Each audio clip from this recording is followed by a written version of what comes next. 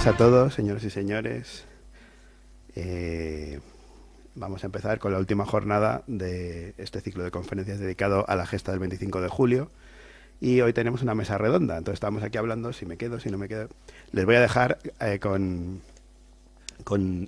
tenemos aquí en esta mesa a varios miembros de la tertulia de amigos del 25 de julio de Tenerife, que saben que es perdón, la sociedad que se encarga de mantener, como dicen ahora, la memoria histórica.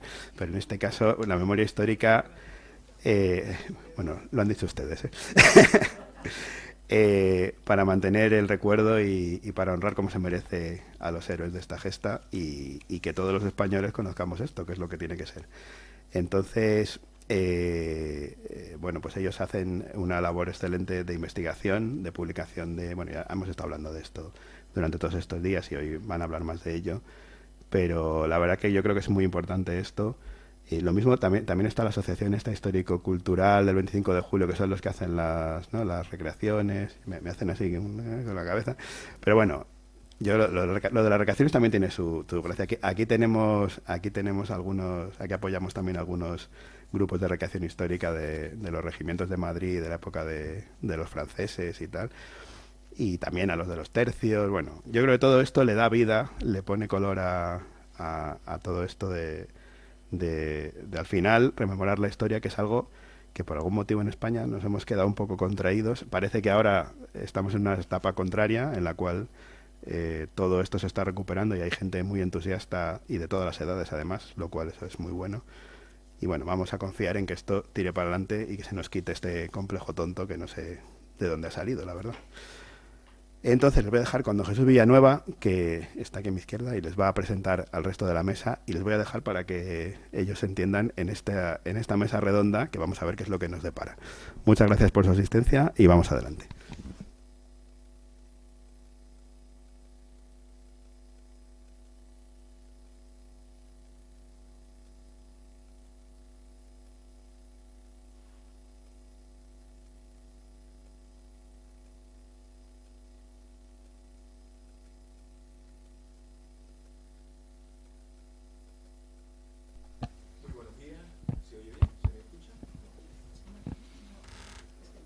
Ahora sí, ahora sí. Muy buenos días. Muchísimas gracias, damas y caballeros, por su asistencia un sábado puente en Madrid, en esta casa. Quiero agradecer a esta casa, a esta institución, a su director, a Manuel Rodríguez, pues que nos haya invitado. Para nosotros es un placer. Y quiero saludar de forma especial también al general Pérez Alamán, que hacía un tiempo que no lo veía y ha venido por tercera vez, ¿no? La segunda, a escuchar a estos señores de la tertulia Amigos 25 de Julio. Muchísimas gracias por todo ello. Hoy vamos a tener aquí una tertulia cuya intención es contarles a ustedes cosas diferentes relacionadas con la gesta de la manera más amena posible y entretenida, pero al mismo tiempo ilustrativa. Y antes de nada voy a presentar a mis compañeros de tertulia. Tenemos aquí a Carlos Payés, a Carlos Quintana y a Juan Manuel Valladares. Todos pertenecemos a la tertulia Amigo 25 de Julio. Y yo quiero decir algo que se merece la tertulia y puede decir, bueno, si tú eres de la tertulia, que tú te eches flores no queda bien, no importa. Yo me quito y voy a hablar de la tertulia de todos menos de mí, ¿no?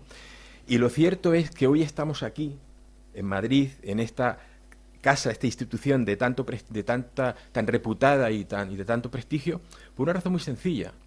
Porque un día unos patriotas, allá por 1997, decidieron constituirse en una tertulia oficialmente para rescatar del olvido la gesta del 25 de julio. Si eso no hubiera sucedido, si aquel día no se hubiese fundado la tertulia Amigo 25 de Julio y a lo largo de los años se hubiesen incorporado una serie de personas, otros patriotas, cultos, eruditos en la historia, con unas ganas enormes de rescatar la historia olvidada, que no solamente hacemos en relación a la gesta del 25 de julio, sino de otros capítulos también extraordinarios, pero particularmente la gesta, se hubiese olvidado por completo. Y eso quería decirlo porque no yo, pero sí mis compañeros merecen que lo diga. Bien, y vamos a pasar al meollo de la cuestión. Y uno de los temas que queremos tratar con ustedes es precisamente uno muy importante. ¿Cuáles fueron las verdaderas intenciones por las cuales no solamente Nelson, sino sobre todo Jervis, el almirante británico de la Armada Británica en el Mediterráneo, un hombre muy importante en el almirantazgo, pues decidieron atacar Santa Cruz de Tenerife? Entonces yo voy a dar paso a, por ejemplo, a quien quiera. Primero vamos a empezar con Juan Manuel, que es el más joven de todos. Juan Manuel, totalmente. ¿por qué crees tú que decidieron, los motivos por los cuales decidieron atacar Santa Cruz? Pues mira, la vamos a resumir porque la historia puede ser muy larga. Pero hay una cosa muy importante que es, algunos historiadores, incluso canarios, lo han descuidado y más de uno llegó hasta negarlo. La conquista de Tenerife, concretamente, terminó en 1496. Como es lógico, cuando llegan las fuerzas que había conseguido reunir el adelantado, Fernández de Lugo, que en buena parte fueron prestadas, porque no había dinero en la corona para mucho más, fueron prestadas por la familia de Medina Sidonia. Cuando llegan, atracan en una playa, buscan un surgidero, donde pueden. Y da la sensación de que en aquel momento, pues, toda la historia de Santa Cruz parece que, o de Tenerife, parece que vive en la laguna, parece que no hay más que aquella ciudad episcopal y todo, catedralicia, pero se olvida mucha gente de que existía un puerto en Santa Cruz de Tenerife. ¿Y por qué existía un puerto en Santa Cruz de Tenerife? Porque las actas del Cabildo, que gracias a Dios se conservan, son las originales, firmadas por adelantado. En un lugar tan remoto como aquel hay firmas de la reina Isabel, firmas de doña Juana, o sea, hay firmas de los órdenes de la corona. Y lo primero que se preocupa la corona es que exista un puerto en Santa Cruz de Tenerife. En 1506 hay acuerdos del Cabildo que ya reflejan que el puerto es el puerto real, y dice puerto real. El puerto real va creciendo, va funcionando a lo largo de los años, es el lugar por donde entran las mercancías que van a abastecer esa zona de Tenerife. Bien, es verdad que se desarrolla un puerto en el norte de Tenerife, el puerto de Garachico, que luego arruinó un volcán en 1700 y poco, creo que fue 1706, y queda como puerto importante, ya definitivo, el puerto de Santa Cruz de Tenerife. Y además, yo siempre saco a relucir, todos me perdonarán, pero yo tengo un ahijado en la historia que mucha gente se olvida. Hay historiadores en Canarias que ni siquiera lo mencionan. Yo creo que a algunos hasta les molesta, y nunca he sabido por qué, que es don Juan Díaz de Solís. Don Juan Díaz de Solís es un piloto mayor del reino, es la mano derecha de la navegación de don Fernando, el rey católico, tanto es así que cuando le encomienda cosas a Díaz de Solís, lo hace en secreto y ni siquiera escribe cartas oficiales, sino que le dice al secretario real, le envía usted una carta al adelantado de Tenerife para que haga y ayude a este señor que va a descubrir lo que luego fue el Río de la Plata. El señor Díaz de Solís, ya a veces recibimos en nuestro país, recibimos con muchos, somos personas muy educadas, recibimos personas muy... En fin, no me quiero extender, pero a veces repartimos un poco prebendas, repartimos cosas a señores que ahora nos niegan esa gran labor que hicimos en América. Y Díaz de Solís no es anecdótico, es cierto, a Díaz de Solís se lo comieron los indios en la Patagonia, es una tristeza. Y digo de esto de Díaz de Solís porque eso es precisamente lo que hace que el puerto de Santa Cruz de Tenerife empiece a sonar en las cancillerías europeas. Si allí va Díaz de Solís, si allí va Álvaro de Bazán, hay cartas de Álvaro de Bazán firmadas en el puerto de Santa Cruz de Tenerife y enviadas a la corona. Si allí va, por allí pasa Jofre de Loaiza, por allí pasa, por esa zona, pasan los mejores marinos de España, que van todos, por supuesto, a América. Y concluyo diciendo, Inglaterra sabía perfectamente al puerto que se tenía que dirigir el 25 de julio, no lo dudó dos veces. Era el puerto real, era el puerto más importante, era el puerto del que se suministraba la isla, era el puerto donde anclaban o fondeaban las flotas de Indias. Por lo tanto, desde la más remota antigüedad, y llamamos la antigüedad al siglo XVI, no vamos a ir más lejos porque no había nada anterior, esos señores británicos, muchos franceses también, sabían que aquello era el puerto importante. Una cosa anecdótica, y ya termino con esto, con 24 años, cuando ya le faltaba parte de su cuerpo, siendo un joven teniente, pasó por el puerto de Santa Cruz de Tenerife don Blas de Leso, joven teniente. Iba al mando del Le Pembroke, que era un barco que se cambiaba de nombre cada 15 días, porque también se llamó Lanfranco, se llamó de muchas maneras. Iba este señor. Documentos que afortunadamente, después de mucho buscar, no conseguimos nada en los archivos españoles, pero resulta que tuvimos un cónsul francés que se llamaba Porlier, don Esteban Porlier, que como le contaba al rey de Francia todo lo que pasaba por Tenerife, le contó, entre muchas cosas, que en aquella flota de Urdinsu viajaban un joven teniente mutilado que se llamaba don Blas de Leso. En fin, eso, el porqué. Nelson sabía perfectamente. Tenemos entonces Nelson sabía a dónde iba. Tenemos entonces ya un motivo por el cual vinieron por aquí el amigo Nelson, vino por aquí. ¿Vosotros qué otro motivo consideráis? ¿Cuáles fueron las...? Brevemente. Brevemente, Tenerife era la principal isla del archipiélago, era la isla más rica, la que más producía.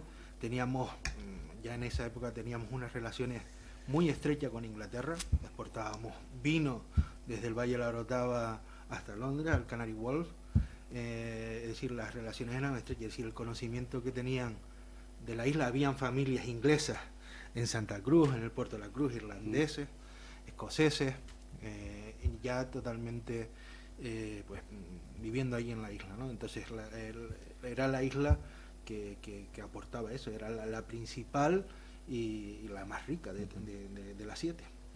Carlos, ¿qué opinas? Bueno, yo creo que en las dos conferencias que nos antecedieron ayer, de ayer quedó bastante claro, pero yo pienso que desde el primer momento del descubrimiento de las Islas Canarias y luego la posterior conquista y colonización, Canarias siempre fue una frontera avanzada de Castilla en el Atlántico, y además el punto de paso estratégico por la navegación a vela no se podía hacer de otra manera, sino con los vientos alisios había que pasar por las islas y tener una base ahí en esas islas. Estamos todavía en 1797 y los barcos siguen siendo a vela, por mucho que hubieran cambiado de las antiguas naos o carracas o cualquiera de ellos, los galeones, a los buques estos que estamos hablando ahora, fragatas y buques de línea. Realmente había que seguir pasando por las islas. Necesitabas una base estratégica donde suministrarte y apoyarte para mantener el imperio, ¿no? Los ingleses el suyo y nosotros el nuestro, ¿no? Y entonces era fundamental. Y si le dabas un golpe ahí, precisamente allá en aquella época la política, o sea, como siempre la estrategia española estaba muy desorientada por muchos desgraciados reyes que hemos tenido, ¿no? Que no tienen ni idea de eso, a pesar de estar asesorados por algunos de los mejores estrategas militares y de su tiempo, las decisiones siempre eran muy malas para el futuro de lo que quedaba del imperio, ¿no? Pero está claro que es verdad que era el punto estratégico, que si tú le quitabas eso a los restos del imperio español aquel, pues se quedaba separado totalmente de América de Europa, ¿no? Y ese es el motivo por lo que atacan, lógicamente, Canarias, no hay otro, o sea, ese es su motivo. Pero tener la flota española bloqueada en la vía de Cádiz, el grueso más importante, era un factor muy a favor de ellos, ¿no? de la flota británica. Y por supuesto, tomando Santa Cruz, ayer en tu conferencia, Luis, recordaba Emilio un texto en el que entre Jervis y unas cartas cruzadas, Nelson con Jervis, se evidenciaba que la intención era no solo tomar la isla, Santa Cruz y la isla, sino el resto de las Islas Canarias. Desde luego, si hubieran tomado Santa Cruz, la isla lo hubieran tomado en ese momento, hubiera sido muy difícil no poderla tomar. Con 3.600 hombres podían haber desembarcado 2.000 armados, pertrechados, bien instruidos. Y hubiese sido para el resto de las islas, verdaderamente yo creo que hubiera sido una noticia demoledora, una noticia realmente desanimante, ¿no? Pero hay voy a leerles un texto de la carta que le escribe Nelson a Jervis antes de la referida en cuanto a que se tomaría Ferro, Gomera, etcétera, que evidencia el interés enorme y la importancia enorme que le daban a la toma de Santa Cruz. Y dice así, le dice Nelson a Jervis: pero ahora viene mi plan, que no puede fallar, que inmortalizaría a quienes lo pusieran en ejecución, arruinaría a España y tiene todas las probabilidades de elevar a nuestra nación al mayor grado de riqueza que nunca haya logrado aún. Es textual. Es evidente que le daba una importancia a Nelson y, por supuesto, los británicos que estaban involucrados en este ataque, enorme a la toma de Santa Cruz. Que arruinaría a España, esa intención nunca falta en los quehaceres británicos a lo largo de la historia. Bueno, hubo en el ataque, que bueno, aquí no vamos a hablar de cómo fueron los hechos porque todos los conocemos, pero hubo en el ataque y en cómo fueron todas las cosas, y por supuesto en relación a la victoria final, hubo factores que nos fueron favorables, que no tienen que ver con méritos propios, pero sí con circunstancias determinadas, como por ejemplo las mareas contrarias, los vientos, más cosas, no voy a adelantar. Pero sí me gustaría qué cuestiones para vosotros, que en este caso hablaremos ahora también de nuestros propios méritos, pero qué cuestiones nos favorecieron en general, que fueron realmente importantes nos ayudaron a la victoria. Empieza, Carlos, tú mismo. Hombre, en primer lugar, claramente el romper el factor sorpresa con la Agreste, es decir, el que detectó el intento de desembarco de los ingleses, ¿no?, por Valle Seco. Yo creo que ese es claramente el primer gran paso, ¿no? Y lo otro que yo señalaría, en mi opinión, claramente es el plan defensivo del general Gutiérrez. Pero eso es mérito nuestro. Hablamos de los méritos ajenos, es decir, qué circunstancias claramente, entonces, sucedieron que nos favorecieron.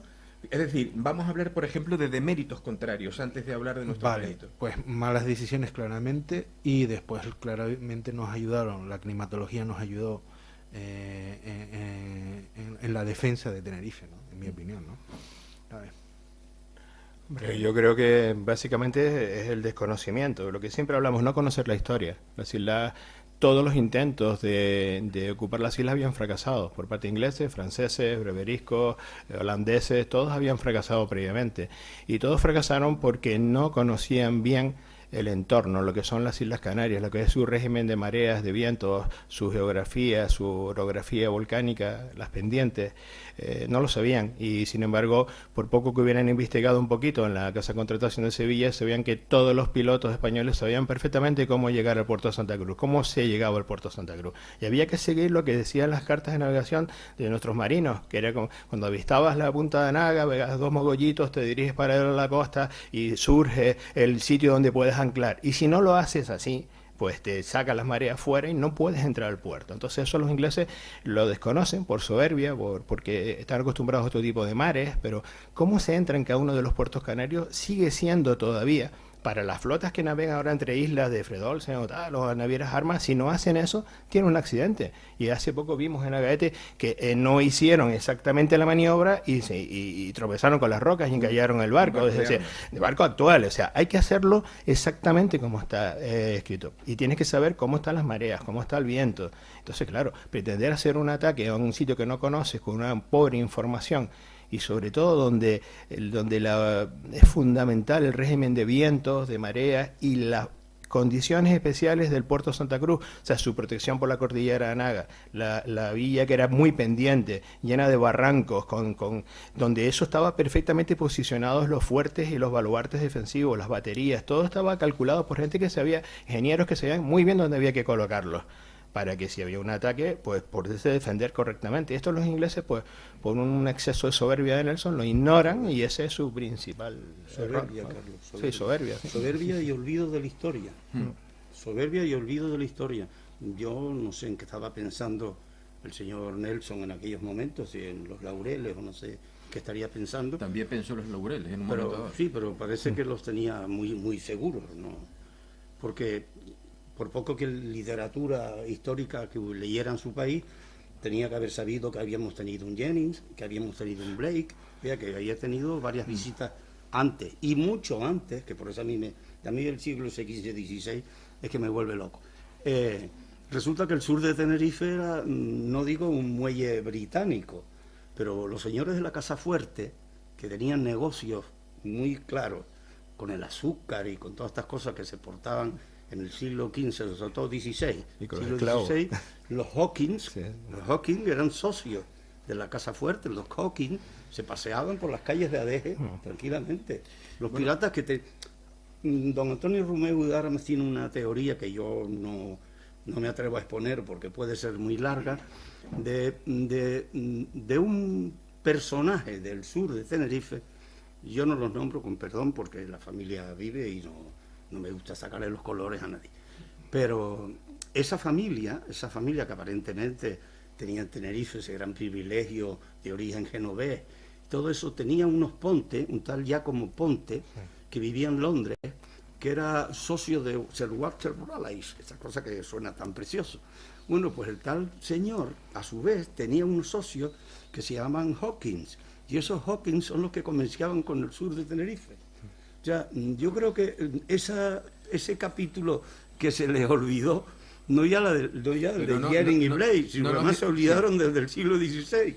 Pero no nos desviemos mucho de la fecha concreta, porque si no, es que... No, pero termina tú. Sí, yo es que tengo una manía, la manía de que la historia no es la de antes de ayer. Sí. La historia es una cosa muy larga, Sí, y pero- tú intenta por todos los medios quitar el siglo XX y yo sigo hablando. Del siglo XVI te traigo los papeles. O sea, Pero fíjate la historia es la que es. Hablando de Hoskin, de John Hoskin, curiosamente, él que fue uno de los principales traficantes de esclavos africanos con América, su principal socia era la reina Isabel I, su principal socia que le financió sobre todo el arranque. Y él pasó por Tenerife, por Santa Cruz, buscando un piloto en 1560 y algo. ¿Con qué fin? Con el fin de poder acercarse a la costa española en África, porque no podía hacerlo si el piloto no era español. No tenía esa opción, no tenía. Eso efectivamente es una... Disculpa. El piloto, pero no me gusta interrumpirte, sí, pero el piloto lo puse esa familia lustrosa del sur de Tenerife. Sí. El piloto, el señor Martínez, que se llamaba así, que era un piloto que conocía la carrera de India, el negocio planteado por estos nobles, y el señor Hawkins era rascarle parte del negocio a su majestad el rey de España, ¿sabes? Pero o sea, nosotros, a mí me gustaría por eso digo que yo poco, ese despiste de Nelson no lo acabo, yo creo que es soberbia. Yo quiero indicar claro. claramente, yo creo que hubo soberbia, irresponsabilidades, pero hay que un poco analizar un tema un poco amplio, ¿no? Es decir, tenemos que recordar que está el castillo de San Andrés, que el castillo de San Andrés no permitía hacer la maniobra de entrada al puerto. Entonces había que evitar el castillo de San Andrés para mantener la sorpresa, y eso obligaba a alejarse de la costa y nunca llegar a la zona de fondeo, que ese es el problema que tuvo Nelson. Si intentara hacer la maniobra y fuera detectado por el castillo de San Andrés, claramente los cañonazos de San Andrés hubiese despertado a toda la población de Santa Cruz. Entonces el intento no lo veo como... lo veo con sentido común, en el desconocimiento de la bahía, en el desconocimiento. Yo no soy marino, por eso discúlpeme, pero considero que era una estrategia muy muy interesante. El problema fue posterior.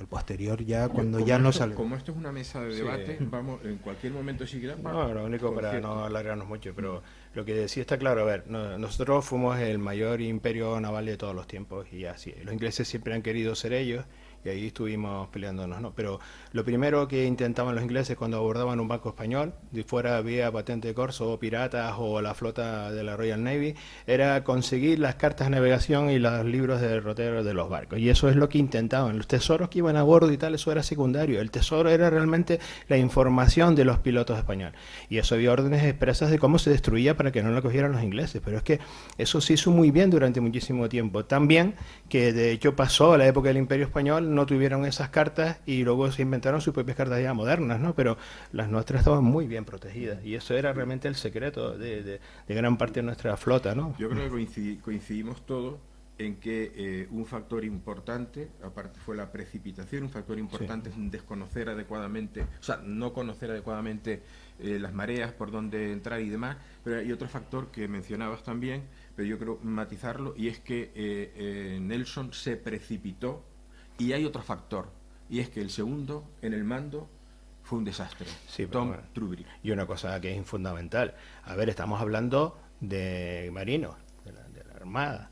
Sí, pero pero es en que aquella sí, pero es que en época España, a tomaban ver, tierra. en España la infantería española es lo que ha sido y la principal infantería de todos los tiempos. Vamos a ver, pretender que unos señores de unos barcos van a tomar en un desembarco una plaza fuerte como Santa Cruz de Tenerife, aquel momento bien artillada, bien equipada, con un veterano al mando, un teniente general que había estado ya en las Malvinas, en Menorca, todo lo que se contó aquí el otro día, con una guarnición y además un pueblo extremadamente patriota, con una unión con el ejército como casi no lo hay en ningún sitio del resto de España, donde siempre apoyaron a sus milicianos, no solo los milicianos, la gente del pueblo, todo el mundo, en una unión increíble con el propio ejército y con la iglesia. Con la Iglesia Católica, que junto hacía una piña. Pretender que unos marinos van a desembarcar porque son super chachis y tal, van a llegar allí y van a tomar una plaza, es de un infantilismo tremendo, ¿no? O sea, vamos a ver. Hubo sí, un que hay- menosprecio. claro, un menosprecio Un al mando, un menosprecio menosprecio. que era habitual con respecto Bueno, un menosprecio, pero bueno, yo creo Pero a veces pasa con los marinos, ¿no? Que tienen una idea de que. no, pero de oye, cualquier manera también sobre el estaba terreno, sobre el formado. terreno, hay un tema que sobre el terreno a mí me resulta sorprendente, y es que en el primer desembarco retrocedan porque desde el castillo de Paso Alto los ven y pegan, bueno, el capítulo de la campesina de San Andrés. Porque no son por eso veteranos. digo, por eso digo que un Thomas Trubrick, al final voy a comentarles algo de Thomas Trubrick son muy que jóvenes, os va a sorprender. Thomas Trubrick decide retroceder porque los han, pero que pretendía entrar sin un, Pero te lo sin digo un- porque, sin un porque herido, sin un no, muerto. porque todos son capitanes de navío, y son muy jóvenes, son muy poco No, tenía 39 Sí, pero años, vamos a ver, pero y un pero en la capitán mar, de navío pero- de 39 años ya era sí, un hombre pero en batallas navales 15 contra años. de barcos contra barcos, no en tomar una plaza fuerte con infantería No, desembarcando, yo eso no hay experiencia ninguna, Ahí ninguno. discrepo no la en un tenían, tema. no la No, tenían. ahí discrepo en un tema. Esto se pone bueno, Sí, lo sí, bonito. no tenían ninguna experiencia. Esto es así en Tenerife.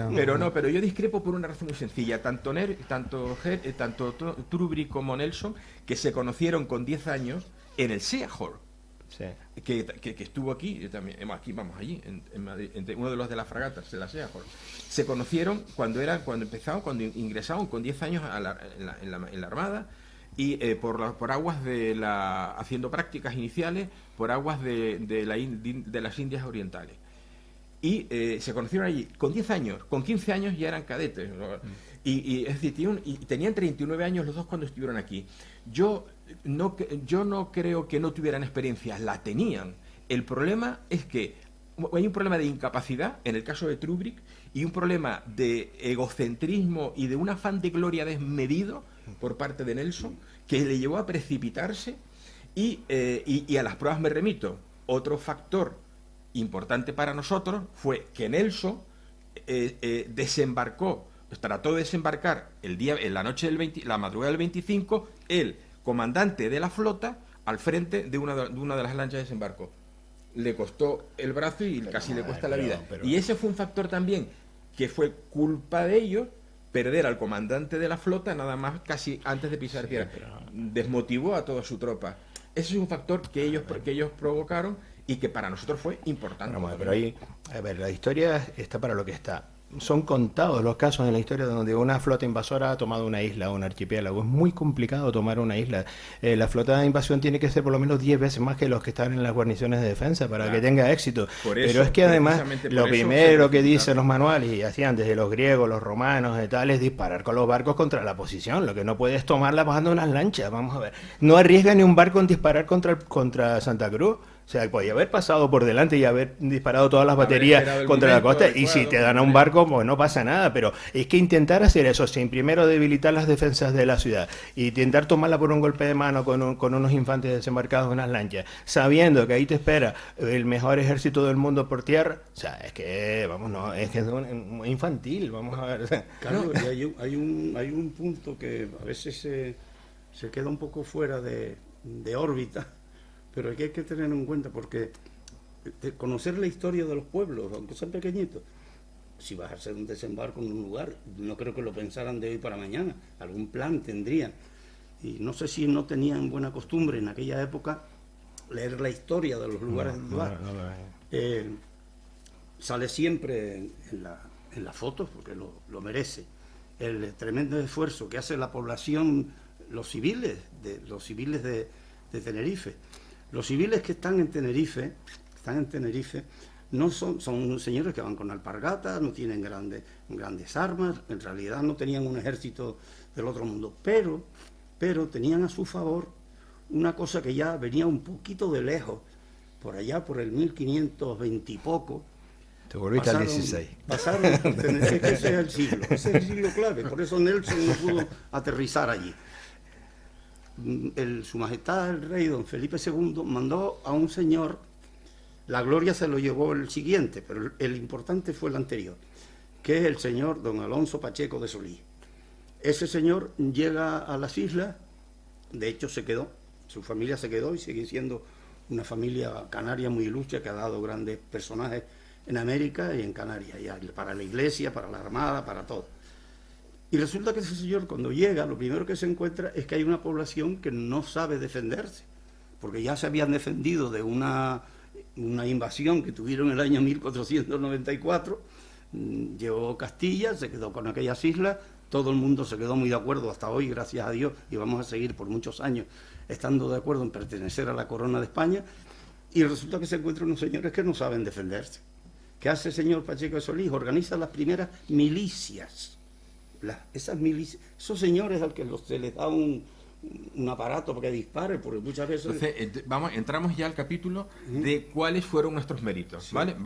Ya abandonamos el capítulo cuáles fueron sus deméritos y ahora ya estos son nuestros méritos. Sí, pues el segundo mérito es que después de haber venido el señor Pacheco Solís, en vista de que no quiso volver a la península, se quedó encantado de quedarse en Canarias, tenía un ingeniero italiano que ha pasado a la historia, bueno, una cosa impresionante, Leonardo Torriani, un señor que entre otras muchas cosas fue el primero que hizo un mapa y puso hasta la famosa laguna que ahora dice los ediles del ayuntamiento lagunero que la van a recuperar. Con la sequía que tenemos, Dios nos libre. Pero este señor Torriani llega y reorganiza las milicias de Pacheco Solís. O sea, 50 años después, este Torriani reorganiza esas milicias. Esas milicias no solamente son para defender el territorio de Canarias ni el territorio de Tenerife. Cuando se lee la historia con tranquilidad, y creo que ayer se mencionó por aquí, buena parte de esos señores tenían experiencia en guerras tan curiosas como el Rosellón, Flandes. Había gente que había luchado ya fuera. Bueno, de hecho, el batallón de infantería de Canarias, que fue fundamental para la defensa, tenía experiencia de haber luchado en el Rosellón. Claro, son gente que eran compañeros. Pero ahí está, y además enlazando con Juan Manuel y con su época que más adora, el siglo XV y XVI, y que él me corrija, es decir, realmente toda, no la que vio Horacio Nelson, pero en su mayoría se gesta en el siglo XVI. La fortificación de Santa Cruz se desarrolla en el siglo XVI. Y ahí tenemos otro ejemplo más de la contribución de la ciudadanía de Santa Cruz, de los habitantes del lugar de Santa Cruz. Las fortalezas no fueron hechas por el rey. El rey puso los cañones. Y todo ciudadano de Santa Cruz estaba obligado a trabajar en la fortificación de Santa Cruz. Bien a trabajar o a pagar, ¿vale? Los que podían. ¿Eso es así o estoy? Vamos a centrarnos, en el 25 de julio. Vamos a centrarnos. ¿Cuáles fueron, desde vuestro punto de vista, los factores fundamentales? Por supuesto, la dirección del general Gutiérrez, pero incluso concretamente, ¿qué decisiones del general Gutiérrez, qué circunstancias que se dieron a lo largo de esas jornadas del 22 al 25, incluso previas, qué circunstancias fueron importantes aciertos españoles a la hora de la defensa que fueron fundamentales para la victoria final? Pues permíteme enlazar con lo que intentaba decir antes, que claramente no estaba en la pregunta en la que estamos ahora, y era sobre todo la defensa que planteó el general Gutiérrez, y sobre todo el acierto comprender inmediatamente dónde estaba el talón de Aquiles de Santa Cruz, que era el castillo de Paso Alto, ¿no? Y cómo él se adelanta de forma inmediata a defender la montaña de la altura, ¿sabes? Para reforzar y evitar ese talón de Aquiles que era la propia Pero eso castillo. eso ya fue una decisión cuando tratan de desembarcar el 22 y él toma una decisión Pero él lo ve sobre el terreno. Pero es que eso lo ve, es decir, sí. hay gente que no, otra gente no lo vería, es decir, ya la propia montaña ven que es un obstáculo, porque realmente es un obstáculo subir unas piezas de artillerías por esa montaña. Pero él lo vio y él comprendió que esta gente podía subir la artillería arriba, y desde arriba bombardear el castillo. Ese sería un factor. Otro factor. A ver, en la vida hay que tener suerte, además de ser bueno en algo y estar preparado. Y además jugó bastante a favor siempre de él. Yo pienso que lo principal fue lo que ya habían hecho los anteriores defensores de la ciudad, cómo habían colocado todas sus defensas, cómo estratégicamente habían colocado los pocos recursos, los pocos cañones que tenían, la experiencia de los ataques anteriores. Pero el propio general Gutiérrez, a pesar de que fue brillantísimo lo que hizo, dudó muchas veces en las decisiones de qué hacía, ¿no? Porque no estaba claro que dónde mandar a sus mejores tropas. Hay que tener suerte para ganarlas, pero es que además el enemigo tiene que cometer muchos errores continuados para que sea un fracaso, y eso fue lo que consiguió, vamos, a pulso. O sea, es verdad que, como decía nuestro querido Luis ahí, que Nelson es un héroe fabricado por los ingleses, un héroe que necesitaban. Y este héroe hizo todas las decisiones desafortunadas que se pueden tomar juntas, y además encima tuvimos suerte, y además tuvimos a favor el clima, el viento, el oleaje, muchas otras cosas que ayudaron a que aquello fuera una victoria. Pero también es verdad que hay que reconocer que fue tan justa que el propio Gutiérrez firma la capitulación reconociendo que lo defendimos, pero que si nos pega un ataque mucho mayor otra vez, ya no lo vamos a poder defender. Por lo tanto, llega un acuerdo de capitulación. Y eso es muy importante porque el propio Gutiérrez, siendo un hombre experimentado en la guerra, sabe que ha tenido muchísima suerte en cómo defendió la plaza y lo que se consiguió, y por lo tanto negocia una capitulación. Si no, pues hubiera tomado otra decisión. Te quiero decir pero no es un solo factor, son muchos factores. Sí, que claro, ellos lo hicieron muy mal todo. y que nosotros tuvimos pues muchas cosas a favor. Ahí, para mí hay varios factores sobre el terreno que fueron muy importantes. Uno fue previo y es el plan de defensa. Sí, Sin el plan pero se habló de él los otros días, por eso no lo nombré. Sí. Bueno, yo como no. Pero el hecho de que el atalayero Domingo Palmas de la Punta de Anaga la noche de la madrugada del 19 avistase unos barcos que venían, ¿no? Y diera la voz de alarma, eso fue fundamental porque hubo una anticipación por parte de las defensas. Sí, pero ya se venía. durante siglos se habían avistado barcos de la misma manera, Sí, y se avistaban barcos y se mandaba señal de los barcos, aunque Sí, fueran mercantes, siempre se mandaba señal ese de plan los de barcos. defensa Sí. se mantuvo, y eso fue muy importante, porque de no hacerse eso, pues no se hubiera. Y después otro tema que para mí fue, insisto, sobre el terreno, la artillería jugó un papel fundamental, la artillería. ¿Y cómo la se empleó posición, más bien? Sí, cómo se empleó, porque realmente hay una carta de no sé si un oficial o un marinero, no recuerdo bien, que se puede leer en una de las obras de Luis Cola, de Daniel García Pulido y de Pedro Ontoria, que son las fuentes documentales, la recopilación de fuentes documentales, que le escribe a la madre diciendo que a lo largo de su vida con la Royal Navy no había recibido nunca un fuego más potente de artillería en un desembarco.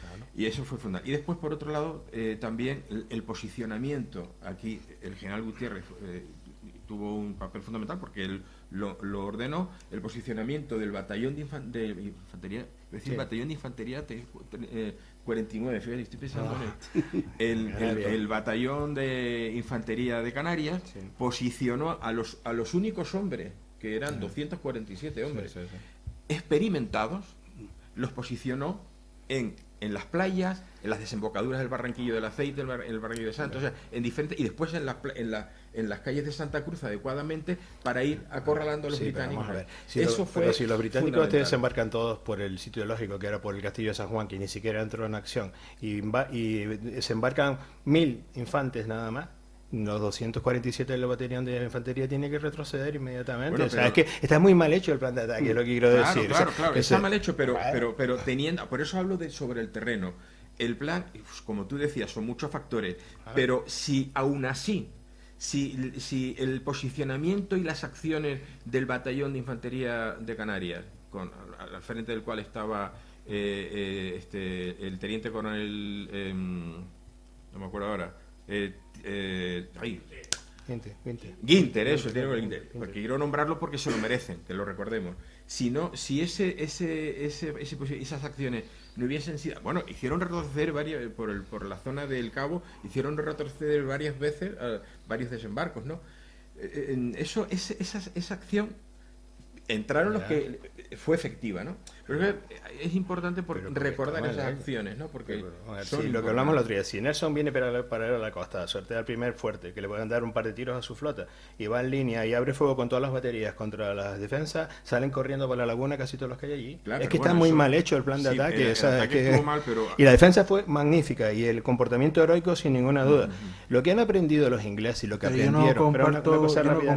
Lo que aprendieron los ingleses de ese hecho, de la derrota de Santa Cruz, que lo prendieron a fuego y sangre, y en Nelson sobre todo, y el resto del almirantazgo británico, es que con eso y con lo de Cartagena India, lo que dijo Luis el otro día, llegaron a la conclusión que con el ejército español era mejor no enfrentarse por tierra con ellos y menos a cuerpo a cuerpo. Eso fue lo que aprendieron, y que había que hacerlo con sociedades secretas, con la masonería, con una serie de cosas, pero no enfrentarte directamente a las tropas españolas. Eso fue el aprendizaje de ellos.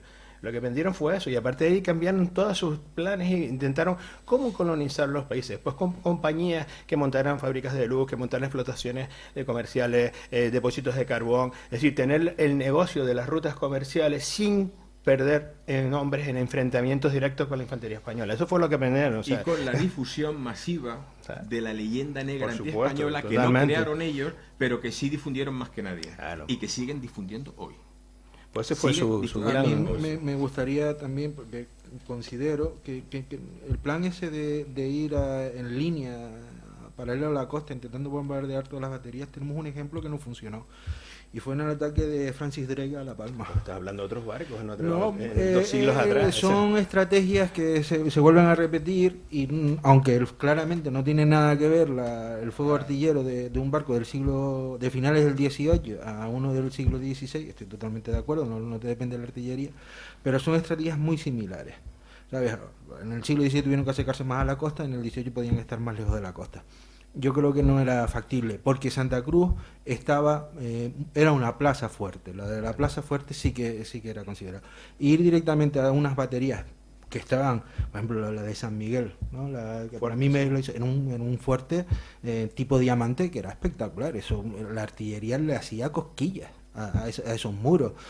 Otras baterías más antiguas, pues posiblemente a lo mejor el fuego de los barcos le podría haber hecho algo de daño, pero las pruebas lo vemos en el bombardeo que se intentó hacer al propio castillo de Paso Alto. Le hizo cosquillas, no le hizo prácticamente nada, porque eran muy buenas los castillos. Es decir, la fortificación de Santa Cruz era muy buena. Miramos, pero si quería para acabar... Vamos a pasar a otro tema. Vamos a rendirle un homenaje al pueblo. Sí, bueno, pero para rematar esto, yo creo que, a ver, si Nelson, si ya que era tan audaz y quería pasar a la historia como un gran héroe, si hubiera hecho el mismo ataque del cuarto día, el primer día por sorpresa por el muelle, y hubiera desembarcado todas las lanchas tal y como hizo por la oscuridad y directamente por el muelle principal, toma el castillo, pues, sin ninguna duda. Lo que pasa es que lo hace 4 días después, cuando ya todo el mundo sabía lo que iba a hacer. Si hace ese mismo plan sorpresa y se la juega, y para pasar la historia y que lo coronen de los laureles que quería, ataca así por sorpresa el primer día por el muelle, como hizo después, ¿no? Lo hubiera cogido a todos por sorpresa, porque es que no se lo hubieran ni esperado que hubiera hecho un ataque tan audaz, ¿no? Pero cuando eso lo hace ya 4 días y todo el mundo sabe lo que vas a hacer, y más un general experimentado como Gutiérrez, fracasa absolutamente. Nada más que yo quería decir eso. Bueno, eso un apunte. Perdóname, eso es una suposición. Sí, una suposición. Pero futurible, porque yo no tengo tan claro que hubiera sido tan fácil. Pero por lo menos hubiera sido por lo menos más valiente, ¿no? Haberlo hecho directamente el primer día. Y a mí esto me convence más. Me refiero a que no creo que hubiese sido tan fácil que tomara Santa Cruz aún entrando de esa manera. Yo creo que para el resultado que se llegó, total. Aquí falta un detalle, y yo lo comento porque es que a mí me hace mucha gracia. Falta un detalle. A ver, ¿quién se le ocurre? No sabía, nadie le dijo a don Horacio, no le dijo, señor, contra el que usted se va a enfrentar es casualmente el señor que nos echó de las Malvinas. Y más Ya, era el mismo señor. Yo creo que lo ignoraba, fíjate tú. Por eso, si los ingleses no estudian más que su historia, Sí. van muy mal, van de Sobre eso. marcha atrás. Bueno, pasamos a la... Sí, yo quisiera, porque esto se está grabando y esto después lo se emitirá por YouTube, y yo creo que es importante que hablemos de esto porque vamos a animar a nuestros oyentes en el Tenerife, sobre todo, ¿no? Y es que el pueblo tinerfeño, aquí había gente de todos lados, ¿no? Incluso Vicente Talavera, que quiero dedicarle un capitulito antes de que Todas las acabemos. subsidiarias- Vicente Talavera Claro. era gran canario. Todas las ciudades portuarias hoy tienen gente de todos lados. Sí, pues Eso entonces- en todos sitios del mundo. Sí. El mestizaje es mestizaje es fundamental. Y aquí era así. Entonces, y es así, o sea, de los 1.300 campesinos de milicia iban armados con armas, con fuego, con fusiles, con mosquetes, 100 y pico, que eran los cazadores de milicia, 100 y pico. Vamos a El ver, resto vamos a iban ver, con aperos, sí. con garrotes y tal, ¿no? Se ha hablado, y yo es un capítulo que quisiera comentar, y es, efectivamente, hubo algunos que salieron corriendo en un momento determinado. Hay que comprenderles en ciertos momentos, pero lo cierto es que participaron en el combate, acompañaron al batallón y desde luego participaron y fueron partícipes de, como digo, de la rendición británica, ¿no? ¿Qué os parece, tú que además es un tema que te gusta, ese comportamiento del pueblo, que como tú bien decías, ciertamente el pueblo estaba con su ejército, estaba con su iglesia, y el ataque, y cuando se defendía Santa Cruz, como se defendía La Coruña, o cuando se defendió Cartagena de Indias, se defendía la España y la España católica. Es decir, el pueblo estaba con su iglesia y estaba con su patria. No estaban preparados como la infantería, pero sí estaban dispuestos a dar la vida por su patria y por su religión. Mira, ya hay una cosa para resumirlo en un hecho solamente. Cuando tuvimos la desgracia de que el señor Bonaparte intentara quedarse con nuestro territorio, se quedara con toda nuestra nación, hubo muchas posibilidades de que una región que estaba tan apartada del territorio peninsular, no de España, España era aquello y esto, estaba tan apartada aquel territorio, justo en aquel momento, vaya un momento más oportuno, que estaban aprovechando todos los, vamos a llamar, libertadores de América para independizarse de la corona española. Los traidores. Bueno, tú lo has dicho, gracias. Tú lo has Eran dicho. traidores Sí, comerciantes. Y y codiciosos también. justo en ese momento se crea en Canarias una junta, se llama la Junta Suprema. Se reúnen, en Canarias se reúnen unos señores y juran fidelidad. No saben todavía si va a ser don Fernando, si va a volver don Carlos, de luego a don José Plazuelas, que creo que lo llaman ahora por aquí por Madrid. A ese señor de luego no le juraron ninguna fidelidad. De manera que no podemos poner en duda, pero de ninguna Pero se manera. las juran porque ellos lo que mantienen es el antiguo régimen, lo que mantienen son una gente de la aristocracia, de la burguesía, y lo que quieren es mantener su privilegio, su mayorazgo, sus derechos, y por eso se las juran a lo fácil, no se las van a jurar a un rey que no conocen para que los quite, ¿no? O sea, eso es absolutamente evidente. Eso es una élite.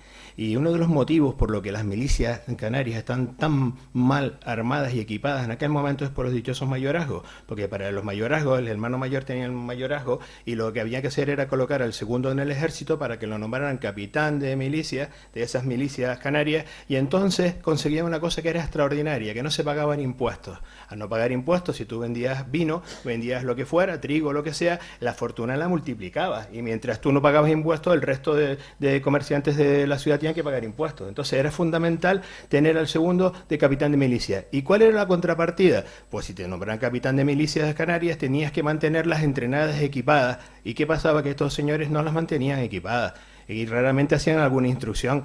¿Y qué armas tenían? Pues armas obsoletas. Y por supuesto que no se molestaban en equiparlas, porque normalmente no pasaba nada. No, casi nadie te atacaba y menos arriesgaba para tomar un archipiélago que siempre habían fracasado. El resultado es que cuando esas milicias, que son leales y son obedientes, y se les dice que vayan a Santa Cruz, van a Santa Cruz, pero van desde Carachico caminando. Estamos hablando de distancias de 50 kilómetros caminando por caminos antiguos de malos, ¿no? Sin zapatos. Acá, ¿cómo van a tener zapatos? Si estos señoritos no le van a dar zapatos nunca, porque lo que están es ganando dinero con sus mayorazgos. ¿Cómo no van a jurar fidelidad a un rey que le mantiene todos sus privilegios? Bien. Pero después es sorprendente cómo pues, una población no preparada, no avanzada, y a pesar de la gran influencia que teníamos de América, con ese ida y vuelta constante que tenemos como inmigrantes, ¿no? Se mantenga el concepto de España. Es decir, yo creo que pocas regiones en nuestro país, y eso hay que decirlo con orgullo, sean, no sé si el término sería españolista, ¿no?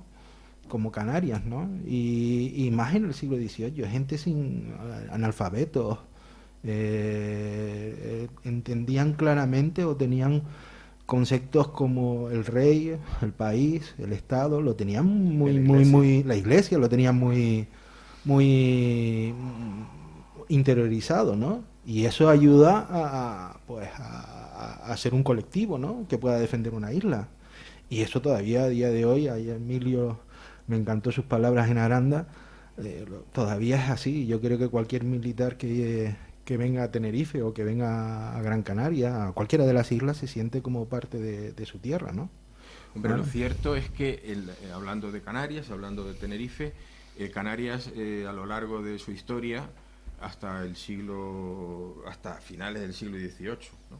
Como estamos hablando de la gesta, sufrió ataques, La Palma, La Gomera, Lanzarote, en fin, Tenerife, Gran Canaria, con el famoso Peter van der Doel, y el pueblo siempre salió a defender su familia, su tierra, su nación, su patria, a su rey y su religión católica. Todos, en todos lados, todos fueron, en algunos casos, con un éxito inmediato, otros con un éxito un poco...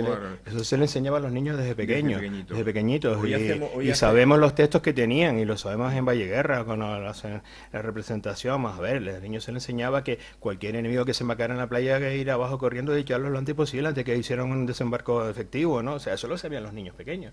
No había ningún problema, ni prejuicio ético, moral, ni nada en decir que había que expulsar a los moros, porque si te invadían te quedabas sin tu tierra. O sea, es que esos prejuicios que tenemos ahora nosotros, que no se puede hablar del turco, no se puede hablar de no sé qué, porque es políticamente incorrecto, esa gente no lo tenía. Eso sabían que si ponían el pie en la playa había que matarlos allí en la playa y ya está. O sea, vamos a dejarnos de presentismos y de cosas que hay ahora en la historia. No se pueden desembarcar ningún enemigo porque te quedas sin isla y sin casa.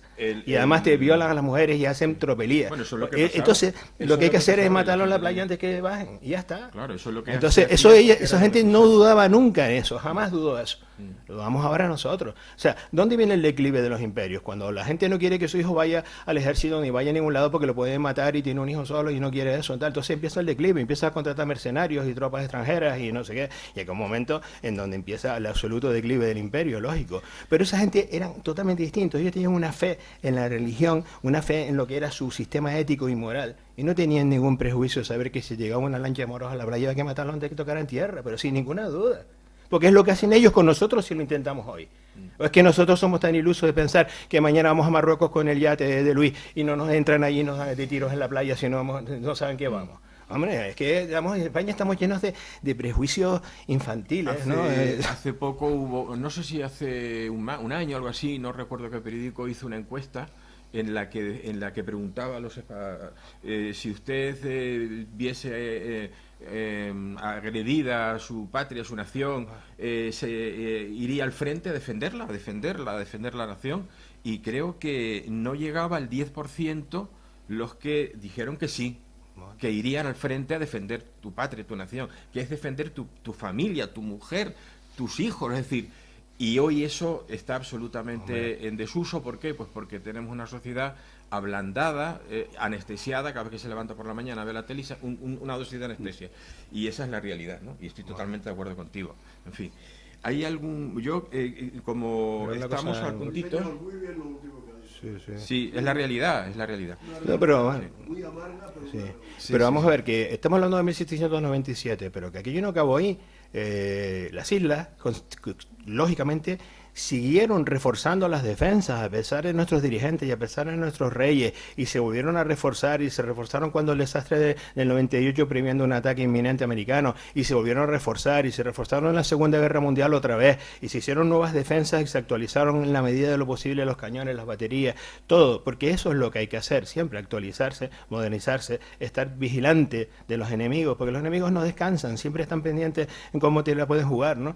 Y entonces, pues ese plan, ese documento que se firmó de capitulación por Nelson, se sabe que existió por dos motivos posteriores. Uno de ellos es que cuando los imperios norteamericanos ya pensó que eran los reyes del mambo y podían conquistar cualquier cosa, quisieron invadir las Islas Canarias. Y los ingleses dijeron, no, tú no vas a invadir esto porque esto es nuestro negocio comercial. Nosotros tenemos aquí una serie de relaciones en las islas, y hemos firmado un acuerdo de que nosotros no los vamos a atacar más, pero es que ustedes tampoco lo van a hacer porque nosotros no lo permitimos. Y los cortaron el intento de invasión norteamericana. Pero ellos tenían su plan preparado y luego lo tuvieron otros más, y para no alcanzarnos en la Segunda Guerra Mundial hubo un plan de cómo, si perdíamos Gibraltar, cómo ocupar las Islas Canarias, y en una comisión de defensa en Gran Bretaña dijeron, es que nosotros tenemos un acuerdo de nuestro almirante Horacio Nelson de no atacar las islas, y Churchill dijo, bueno, pues si perdemos Gibraltar tendremos que ocupar los archipiélagos atlánticos, y tenían ya su estrategia, 40.000 hombres preparados y entrenados para ocupar todos los archipiélagos atlánticos. O sea, vamos a ver, los documentos y las cosas en la historia están para aprender. Y lo que se aprendió de ahí, los ingleses lo aprendieron muy bien, pero los españoles no aprendimos tanto de eso, que es lo que quiero decir yo. Aprendimos que teníamos que seguir defendiendo y entrenando al ejército, y entrenando a la armada, y entrenando... Pero yo siempre, cuando llegamos a este punto, yo siempre recomiendo, porque es muy reciente, Sí. muy fácil de leer, muy lúcido y muy esclarecedor, que se lea Fracasología de Elvira Rocabarea. Porque lo que tú estás diciendo... se habló ayer, se ha hablado hoy de cómo los británicos dijeron contra los españoles no vamos a ir al combate cuerpo a cuerpo porque tenemos las de perder, vamos a ir digamos que minando sus cimientos. Está la leyenda negra por un lado, pero lo cierto es que y eso es algo que no nos damos cuenta hoy, o no nos queremos dar cuenta, y es que España está sufriendo en estos momentos una desindustrialización, y me van a decir que tiene que ver esto con la gesta del 25 de julio. Tiene que ver con que los enemigos de España de entonces son los mismos enemigos de hoy. La desindustrialización, ahora estamos viendo claramente cómo se está atacando nuestra agricultura, nuestra ganadería. Bueno, ¿quién sale beneficio de todo eso? Pues un mundo que no es el nuestro, ¿no? ¿Y por qué? Porque desde dentro, y ahí voy a lo que tú decías, no se le está defendiendo. Sí, pero Desde dentro no se está pero hay defendiendo. una cosa que no nos podemos olvidar. Y es que- eso, y la deriva, Sí. hasta llegar aquí, es decir, Mira. ¿cómo hemos llegado a hacer una encuesta? Sí. Mientras que aquellos milicianos Pero mira, del siglo XVIII, perdona Carlos, los milicianos del siglo XVIII salían a la playa a batirse con el enemigo. Y hoy hay una encuesta y solo el 10% dice que sí, que iría al combate para defender España. ¿Por qué? Pues es un largo camino. Pero un camino, a ver, nuestros enemigos, sobre todo los ingleses, lo hicieron muy bien, lo hicieron perfecto. Ellos consiguieron una cosa que nadie había conseguido, o sea, derrotar al ejército español era casi imposible, retirar a su armada también lo era, pero sí consiguieron una cosa, que es desunir a los españoles, fomentar la desidia a través de las sociedades secretas. Y entonces España empezó, en vez de pelear contra enemigos clásicos de siempre, empezamos a pelearnos entre nosotros. Y vinieron las guerras, la independencia, las guerras carlistas, la Primera República, las guerras cantonales, la Segunda República, todo guerras entre españoles, porque ese fue el aprendizaje de nuestros enemigos, que el enemigo español no eran las tropas enemigas de otros países, eran los propios españoles donde estaba la mina, que ellos podían hacer mediante insidias y negociaciones cómo acabaríamos nosotros peleándonos entre nosotros mismos. Y ese fue el destino de España, precisamente, la tristeza del destino de España, que vino a corregirse tardíamente ya durante el siglo XX, pero es que lo que consiguieron es que como casi éramos invencibles, pues que nos destruyéramos nosotros entre nosotros mismos. Y eso lo consiguieron. Y es un super éxito de los ingleses, desde luego. Yo quiero, bueno... que nos metemos en eso. No nos vamos a meter, pero por lo menos tendría que decirlo, porque sí, es que... sí, sí. yo como estamos ya en la hora, antes de que pasara el turno de preguntas, que estoy seguro que alguien querrá hacer alguna pregunta, me gustaría que nos quedemos con un buen sabor de boca en cuanto a lo que fue aquella victoria del 25 de julio de 1797, y un capítulo que no quiero olvidar, porque ayer traté de comentarlo, pero me dijeron, mañana, pues hoy. Voy a tratar de, en 5 minutos máximo, comentarlo, y como va a quedar, pues, bueno. Hablo del castillo de allí de San Andrés, ¿no? La torre de San Andrés, ¿no?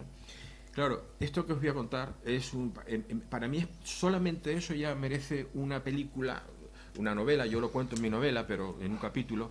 ¿Por qué? Pues imaginaros la siguiente situación. Ya ha firmado el capitán Hook, ha firmado ya la capitulación, el general Gutiérrez.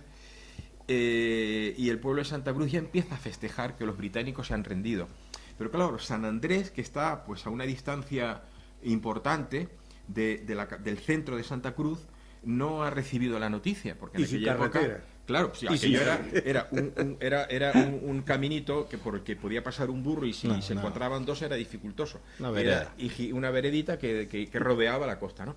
Y entonces allí, en el castillo de la torre, se encuentra el teniente de armas, Feo de Armas, José Feo de Armas, está en la torre, y ya había él, cuando él entró allí, cuando él fue destinado allí, ya dio parte de que la artillería que había allí estaba mal, tenía problemas, eran dos cañones de hierro, 2 cañones de bronce. Bueno, de a 16 los de bronce y a 24 los de hierro. Y entonces resulta que, fíjense, póngase usted en situación. Aquellos campesinos que eran aún más campesinos porque no estaban en Santa Cruz, sino en aquella zona alejada de San Andrés. ¿Pescadores? No, eran agrícolas todavía. Bueno, en aquella época, Salazar, sí. Sí, en aquella época eran agricultores. Y entonces resulta que están allí y desde el castillo observan que está ahí el Teseo, el buque insignia, y otro buque de mayor calado, ¿no? La bombarda.